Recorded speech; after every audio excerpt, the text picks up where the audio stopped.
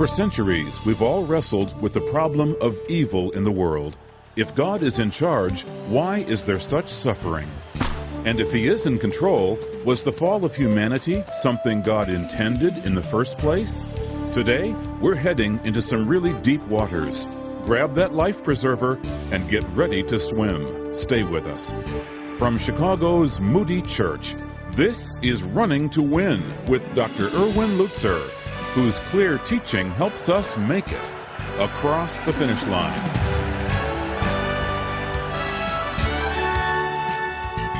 We're in a series on 10 lies about God and why you might already be deceived.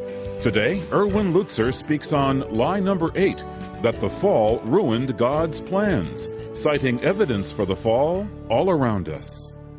Now, you and I know that everything that is left to itself always goes toward randomness and disintegration. We look at the world today and we see all of these senseless things. We see all of these strands of history that are happening that really seem to be falling apart, and sometimes we say this world is falling apart. But God's intention is that under Christ, everything is going to be brought together under one head. Everything is going to be unified. Everything is going to make sense. Everything is going to become part of God's intimate plan. If I had time, I'd read to you 1 Corinthians 15, where the Apostle Paul says that the day is coming when Jesus Christ is going to return and He's going to crush all authority and all power, and all things will be brought under subjection to Him. And then He shall commit Himself to the Father, that the Father might be all and in all. Sense is going to be made out of this senseless world. Do you remember that illustration of the man who was in a rug factory? And as he was looking at this huge rug that was being made, he was looking at it underneath. The rug was being made on the second story, as it were, on some rafters. And all that he could see is tangled webs of thread. Different colors, different directions, different patterns. No pattern at all, really. A senseless jumble. But then he was invited to go up the ladder and to see the top of the rug. And as he looked at the top, he saw that very beautiful, beautiful design. That's what God is doing. If you look at the senseless things that are going on in today's world, how can we possibly even begin to fathom the senselessness of the suffering that humanity inflicts upon humanity? The abuse and the shootings and the crimes and the wars, and you begin to name the list, and it goes on. And it makes no sense to us. But someday when we look at it no longer from the bottom up, which is all we can do, and we begin to see it from God's point of view, we'll see this beautiful design, and it will be the figure of a man. It will be the design of Christ. God is bringing all things together under Him. There's a consummation coming. The purpose of creation, redemption. The purpose of redemption, consummation. So that God will receive the glory and be all in all. Now it's time for your questions. And question number 1 on your mind is, well, if that's really true, if this is plan A, if this is the way, quote, it was to be, if this is the way God ordained it, question number 1 is, what about free will?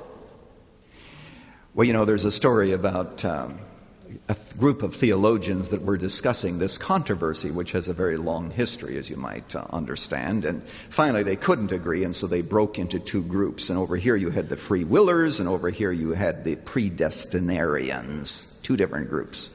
One man, seeing the 2 groups, not quite knowing which one to belong to, went over to the predestinarians and said, "May I join your group?" They said, "Now, why are you joining?" He said, "Well," he said, "I just came here of my own free will." They said, "You don't belong over here. You can't come into our group of your own free will."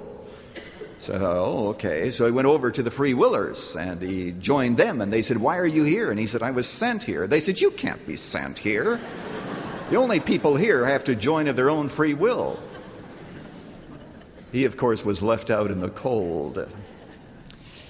Now, folks, I need to tell you that if this were a seminary classroom, I would go into great detail, defining terms and helping us to understand. But I shall give you the real quick answer here. It's interesting that the Bible does not experience this as a contradiction. We're the ones that struggle with it. It's interesting that in the book of Acts, where Paul says Christ was offered by the predetermined plan of God, and you, wicked men, put him to death. God was offered, Christ was offered according to God's plan, but the men who did it were considered to be wicked, and they will be punished for it. So what you have in the Scripture is the will of man and the will of God going in what theologians call concurrence, going along together, and yet us not being able to deny one or the other. So I'll simply say this. Any view of free will that denies the fact that history is God's story and that God rules in the affairs of men is a wrong view of free will.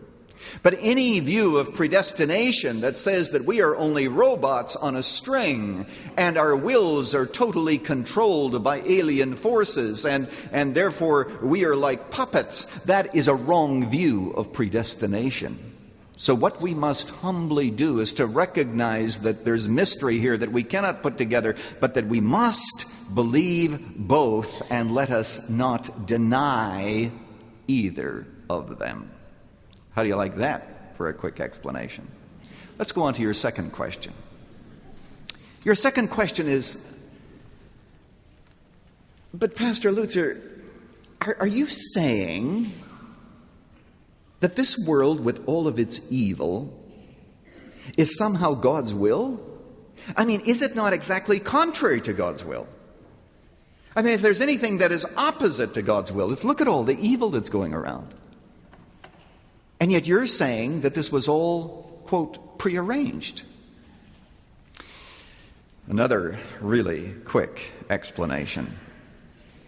The Bible distinguishes between two aspects of God's will. His revealed will, which is not done on earth,